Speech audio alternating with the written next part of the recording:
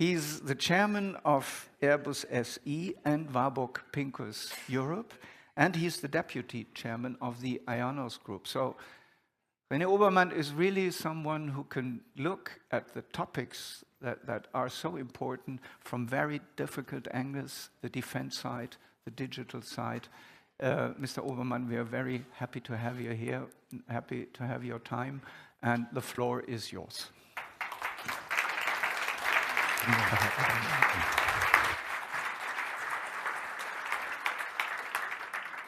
Thank you, Mr. Mund, for this kind introduction, ladies and gentlemen. I was wondering why this Stop Cartel sign popped up right before my speech. I hope it had nothing to do with Airbus.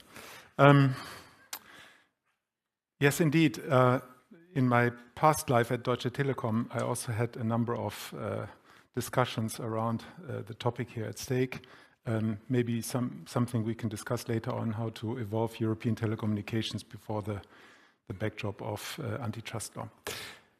The world order was never perfect, but it did exist based on international public law and rules. And now all is under attack. Might makes right seems to become the new paradigm. Technologies and trade are misused as instruments of power, literally as weapons. So what are the implications for Europe? We can stay fragmented, remain incapable to really unite and to develop a robust industrial agenda, and as a result, subordinate ourselves to the superpowers in East and West. Single-sided technological dependencies already and visibly, materially damaged our competitiveness already. And our shares in value chains of all kinds keep shrinking. As software and as AI, to quote Mark Andreessen from Andreessen Horowitz, software and AI, I add, eat the world. US, China, and eventually India will dominate. The alternative scenario is we finally wake up in Europe. We set clear priorities, we actually develop a strategy, and we build a Europe of two speeds, with those of the 27 EU states who are willing to unite effectively and who are willing to use the current crisis to combine our economic, technological, and our military capabilities to build leverage by using our scale in foreign and foreign economic policies, and eventually to learn the language of negotiation, and yes, the language of power. There is no more time for petty parochialism, neither in politics, nor in business, nor in defense, particularly not in defense. We change, or we become the prolonged workbench of the global superpowers, and not in 100 years. This is not future talk of somewhen. This is to happen over the next 10 to 20 years unless we act differently. Technology is no longer neutral, ladies and gentlemen. Others develop and they deploy it without the same set of values. They deploy it more aggressively to gain competitive edges in business and definitely for military purposes. They allow or even foster massive scale players to strive for globally dominant positions in their respective fields. Though the state, as in China for instance, limits their independence, or you may recall the latest White House clashes with a gentleman called Elon Musk or Anthropic, that indicates that there is still at least a desire for the primacy of policy, which I strongly also advocate for. Markets tend to hype new technologies, that's clear. Short-term overestimate and long-term underestimate the effects of new technologies. That's déjà vu for many of us in this room multiple times. But AI, after all, will bring, and does bring already, a high speed of real disruption. Developers who deploy coding tools today, they're like X times, 100 times more productive than what they used to be. Companies will be able to develop their own applications, redesign their own processes, their own applications with AI tools. What it means for all of us in this room should not be underestimated. AI brings a high speed of real disruption, at first in tech-driven and tech-enabled sectors, but then almost everywhere. It will lead also, and this is where you are very much in demand going forward, it will lead to an unseen and unbelievable concentration of power and money.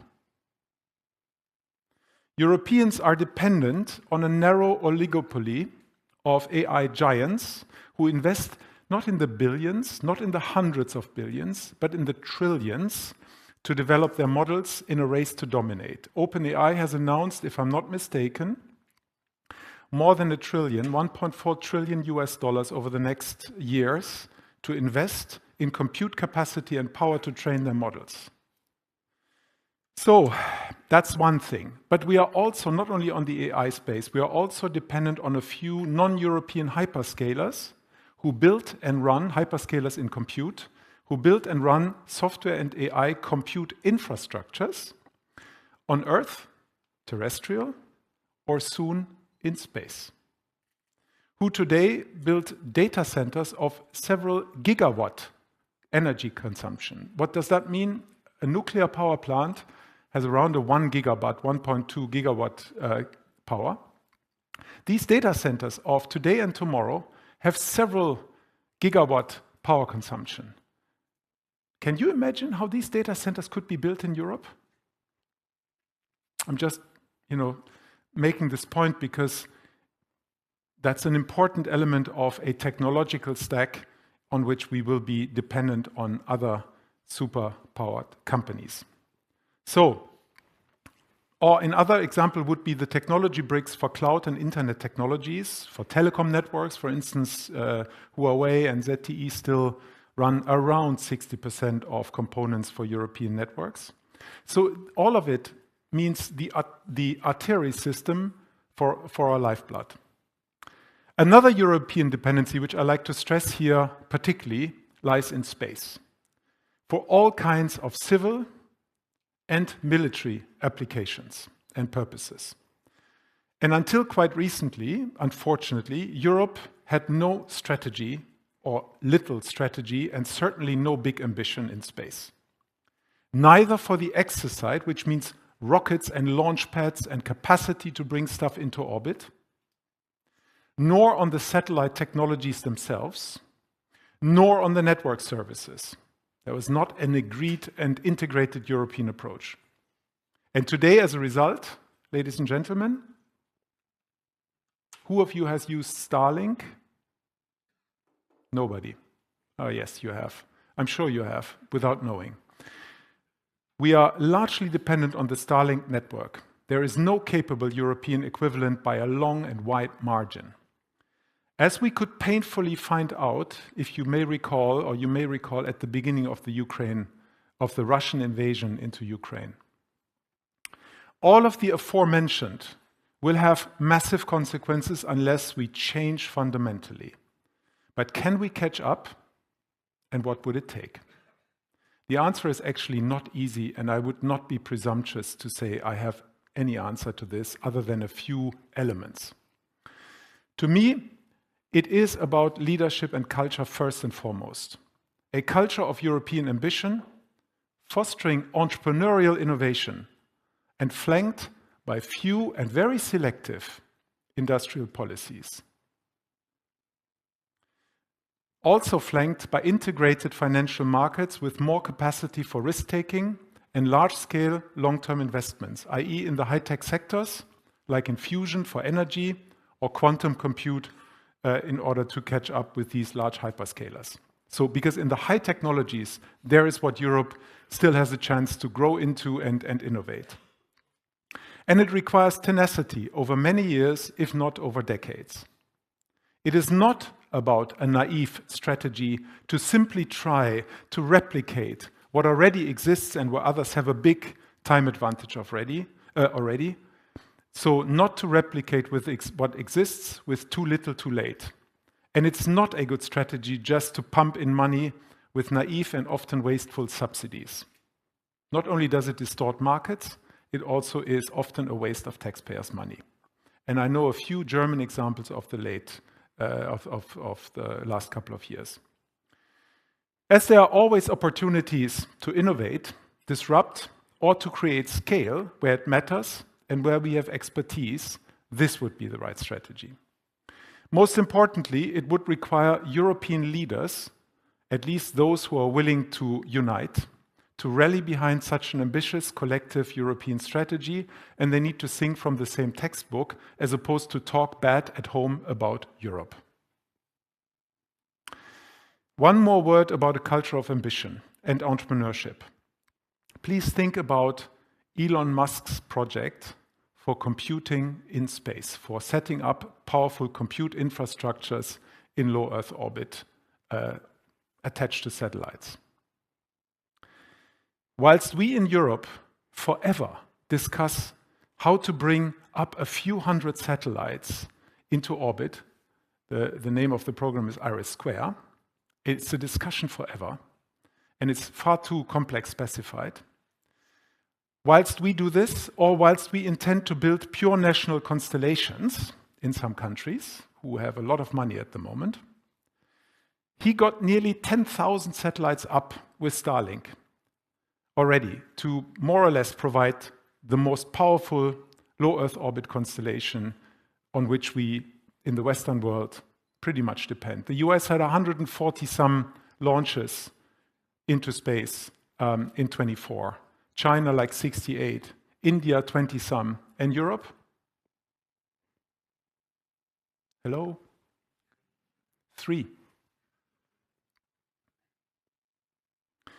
He now aims at setting up 1 million satellites to build a gigantic compute infrastructure in space. And we discuss a few hundred bloody satellites in one constellation. I mean, if we pursue this the same way going forward, I leave it to your fantasy where we end. As the chairman of Airbus, I'd like to offer at least one blueprint for a comprehensive turnaround of European ambition and performance. Let us remember the hard-won lessons of our past, the Europe of the 60s, I'm sorry. It was in the spirit of ambition that our company was born. At the time, the European aviation industry was a fractured patchwork of national champions fighting for survival in isolated markets. It was a bitter irony. European engineers had pioneered the jet engine, yet Europe was losing. Giants like Boeing and Douglas held 86% of the global market, while the European share had withered to a precarious 8%. We were a collection of boutiques trying to compete with a continental factory. Franz Josef Strauss at the time issued a stark warning. He said, if we do not succeed in producing our own wide-body aircraft, the European flag will vanish from the skies. And the skepticism toward a consolidation of the European aviation industry was deafening. The New York Times called the project bold, perhaps reckless.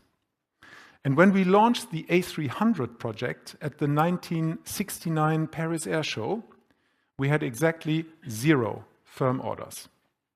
But with Airbus, Europe stopped fighting itself and started fighting for its future. We demonstrated how a cross-border European entity can achieve the massive economies of scale necessary to drive down unit costs and to reinvest billions into the technologies and the R&D of tomorrow. And in doing so, we secured over 160,000 well-paid and high-skilled jobs, and on top, we anchored a robust industrial value chain that spans across Europe. And today we are the world leader in aviation, in civil aviation, and we very much intend to stay at the top, even though competition is getting more and more fierce. And now the Chinese are entering the market and so on. So it'll take a lot to keep our position at the top, but we're determined to do so by pioneering sustainable aviation for a safer world. End of the advertising block. But what's the lesson? In an industry where technology requirements are super high, where regulation is very complex, like in aerospace, where capital intensity is so massive that sometimes it is beyond investors' planning horizons. Because investors, even the long-term investors, when they think about 15 to 20-year return or more return cases, it's tough. And sometimes develop a new program takes many years before it ever makes money, if it makes money. So consolidation in such a scenario and strong supply chains are essential to survive and essential to succeed. Be it in next-gen telecom infrastructures, it's a similar situation. Next-gen cloud computing, as we just mentioned, in aviation as well, as I mentioned, and in defense or in space. The world of 26 is by any measure more volatile than in the era of our founding in the late 60s. We're navigating a landscape of geo-economic revisionism, and trade has become a tool of power.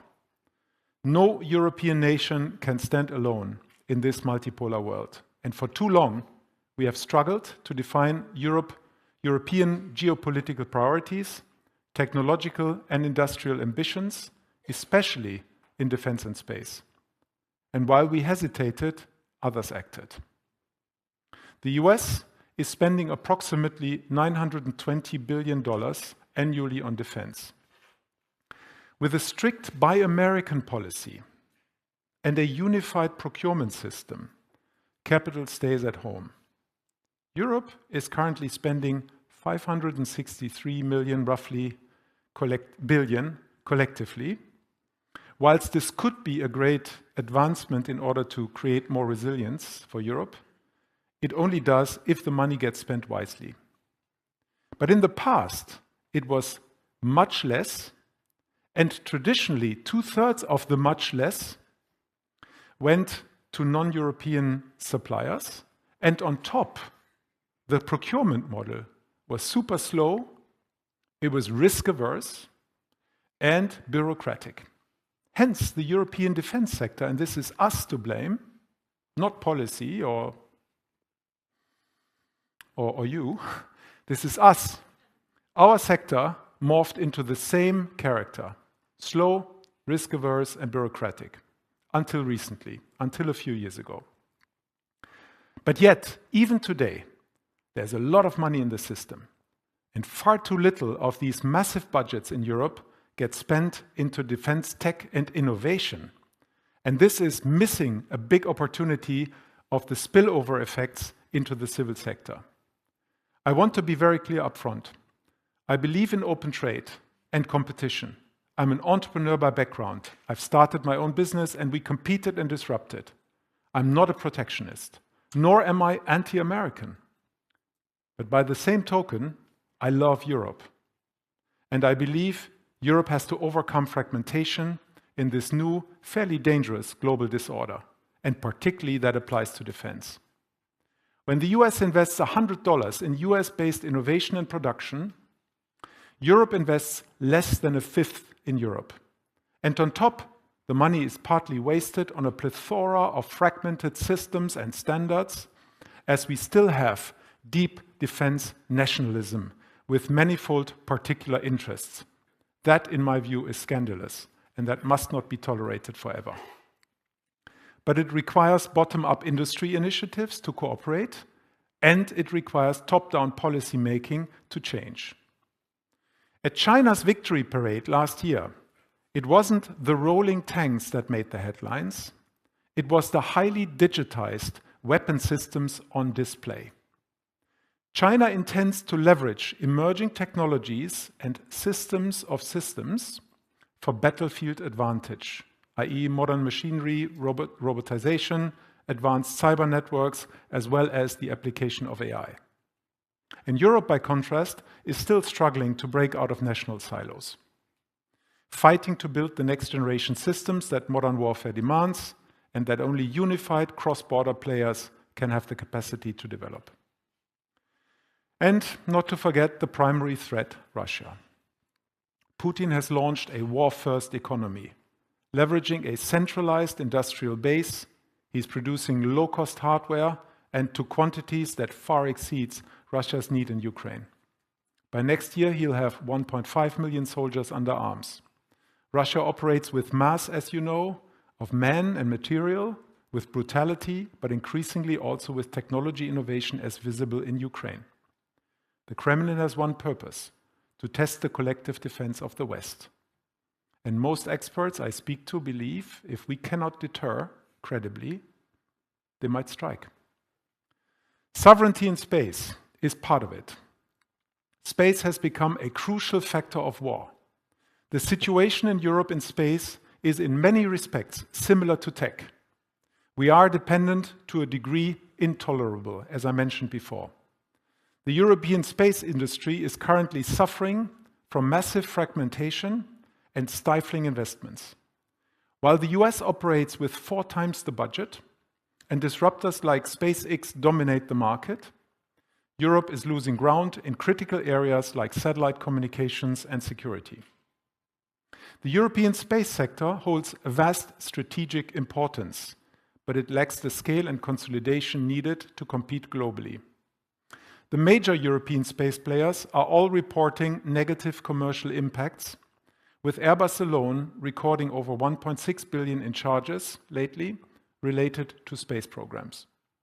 And thus, we are exploring a deep collaboration between Airbus, Leonardo, and Thales, combining our existing capabilities and assets across Europe would allow Europe to build on the capabilities we have, to drive future innovation growth through joint research and development, thereby becoming more competitive on a global scale, build resilient supply chains, and contribute to our European security.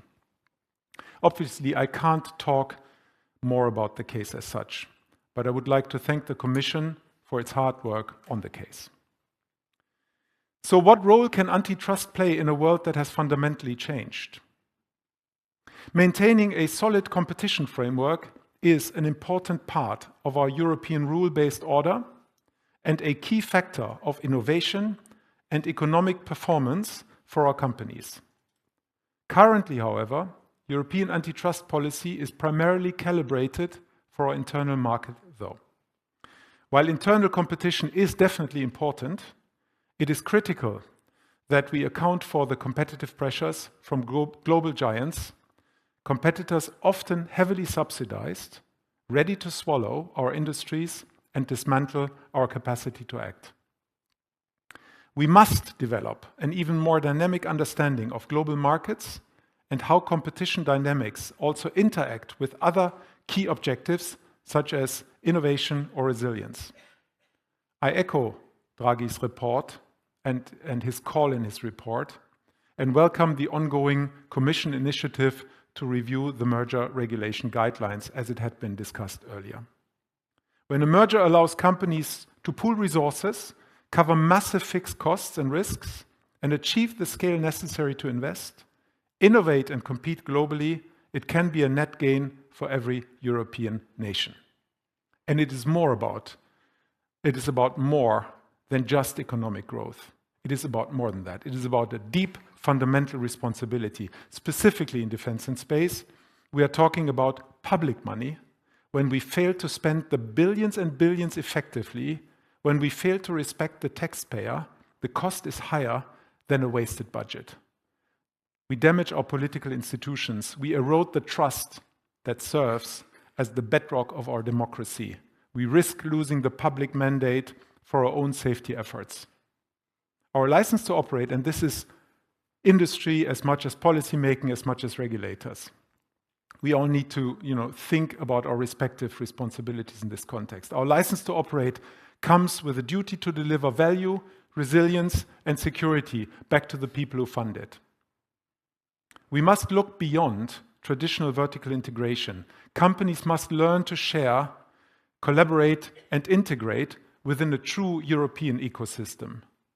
This also includes a reflection on where a merger is truly necessary. Because I'm not speaking up for scale and consolidation no matter what, it has to make sense. Therefore, in our antitrust criteria, we must weigh how mergers can strengthen European resilience and looking at positive externalities. Final word. The objective, my objective, would never to be diminish competition. Competition is a vital part of innovation and performance to the benefit of all stakeholders. The objective is to enable European players to win on the global scale. The history of Airbus demonstrates what we can achieve in Europe if we find the means to invest and innovate.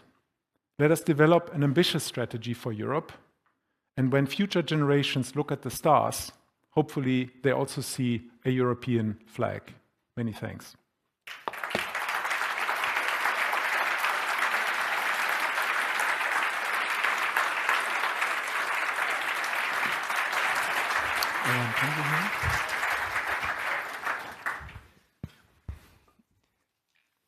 Thank you very much for Mr. Obermann for this outlook.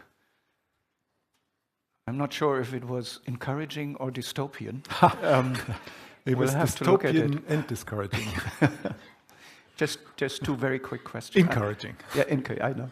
Just two very quick questions. I just had the pleasure to listen to Richard Socher, a German CEO in the Silicon Valley. There are many Germans in the Silicon Valley. Many? Many Germans in the Silicon Valley. Yeah, absolutely. Many CEOs? Yeah, not many CEOs, but some. At least what he said was, he was asked how well we are equipped in Europe about AI. And what he said, well, for AI, it takes 5 things. You need enthusiasm, computing, data, venture capital, and cheap energy, he said. And then he said, if I got it right, you have none of this. Sorry, he said we have none of it? We in Europe, we have none of this. So, and then you mentioned Sam Altman and OpenAI investing 1.5 trillion. Well, he committed, if I'm not mistaken. And so you mentioned the several gigawatt it takes to drive these hyperscalers. These Where do we stand? How do we catch up, Mr. Obermann? And is policy aware of what it needs to get there? I think policymakers understand that there's a need for all of the the framework to be in place to catch up on crucial bottlenecks in the future.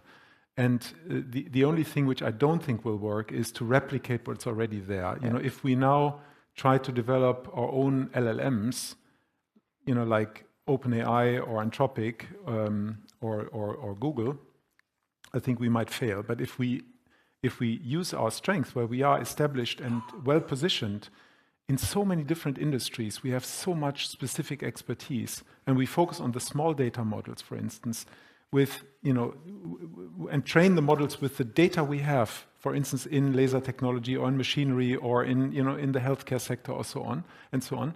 We train the models with those data, then I think we have a chance.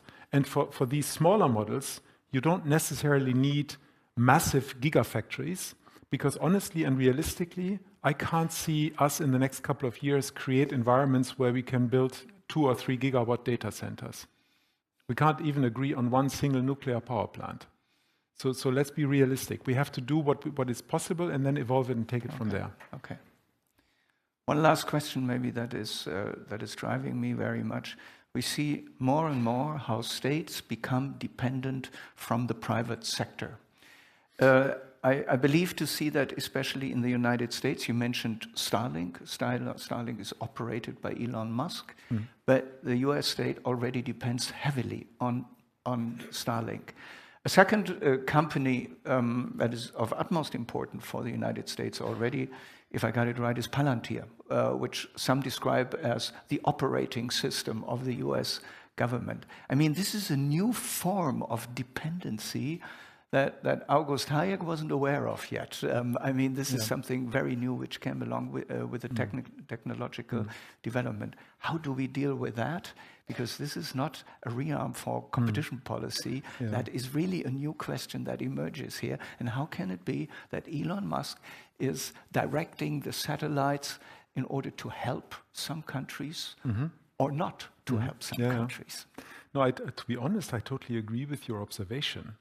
And I don't have a perfect answer for that. There are some instruments. I mean, I'm not a legal expert like you are, but there are some instruments in antitrust law which I think can also be used here. For instance, how to regulate single points of failure or bottlenecks or so in the future. But I think this is more a policy question. And from your point of view, I would look into what creates single points of failure. When all relevant state data for security are held in the hands of one company, I think that's critical. One needs to at least have a redundancy situation or create redundancies or fallback solutions, or get control over such a system if and when necessary in a crisis situation or so. So I think it's a policy matter rather than an antitrust matter. Okay. But it's massively concerning. I totally agree with you. Yeah. And I would say that's much less the case in Europe. We're far away from that situation. Yeah. One very short last question. You mentioned public procurement in the defense side. There have been measures in Germany to improve that. Is that sufficient? Say it again. We have taken measures in Germany to improve public procurement for the defense sector. Yeah. Is that sufficient? No, I think then we need to go beyond just speeding up things. Speeding up is important. Companies need, faster decisions, and the over-specification, we call it gold-plated specifications of every system, that must no longer be the paradigm. So we need to simplify and speed up, that's one thing. But we also need to change the model, because it can't be that there's a specification centrally developed, which is like that thick, and then it is given out to industries to develop something over years, and the development is being paid, so it's risk-free. And then after a couple of years, they come back and say, oh, this is what we developed, and it's actually no longer what's relevant. We need to change that, what we call waterfall model, to a much more so-called agile model, which includes all the actors, military, procurement experts, young companies in particular, and established players in small agile work groups in order to develop step by step in smaller increments and adjust according to the technological changes which are so rapidly, so fastly happening at the moment. So the model needs to change from a waterfall central specification to a decentralized. You give out the military problem statements and tell the companies what you need to resolve, and then let them develop something in an agile way together with your experts. That needs to be possible. But today it would be sanctioned, because a young company who is part of the innovation development at the beginning is thereafter they can't even participate in the tender process, and they have not benefits but disadvantages then in the tender process. So I think the model needs to change on top. And last point, in Germany, for instance, we only spent like 2% on the innovation part of this massive budget. I mean, come on. This has to be like 10, 15, 20, eventually 30%. Otherwise, we'll never get to be resilient. We only procure mass at the moment, which was also important at the Munich Security Conference. You saw a difference between what military leaders felt, immediate need for mass, for existing systems, versus the long-term political strategy to develop more of the innovation high capabilities, like in space or in hypersonic or in deep strike weapons or whatever, in order to reduce our dependency on other nations.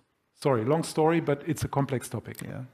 The Bundeskartellamt has just been through a procurement process, and I couldn't agree more that we need to change the system. I fully agree. Mr. Obermann, I could really go on with you and for much more time, but unfortunately we're running out of time. Thank you very much. I took your speech as encouraging and not dystopian. I made my personal decision. Thank you very much. It was great. Thank you.